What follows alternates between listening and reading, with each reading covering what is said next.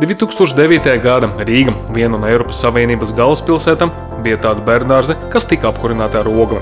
Kopš tā laika daudz kas ir mainījies. Neskatoties uz krīzi, Rīgas doma spēja ieguldīt bērndārzu un skolu remontus 74 miljonus latu, 10 nosiltinātu skolu un bērndārzu, renovētas ēkas vēsturiskā centra, jaunas sporta zāles, futbola laukumi, virtuves, bērnu laukumi. Neviens nekad kopš Latvijas neatkarības atjaunošanas nav ieguldījis tik daudz līdzekļu skolu un bērndārzu atjaunošanā kā mēs. Tikai viens piemērs.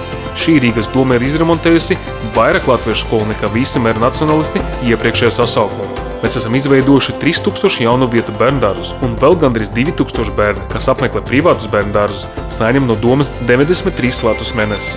75 000 skolēni izmanto Rīgas domas nodrošinot bezmaksas transportu. Atbalsts ģimenēm ar bērniem ir mūsu prioritāte. Mūsu uzdevums ir pilnībā nosargāt un saglabāt nākotni šīs Rīgas domas programmas.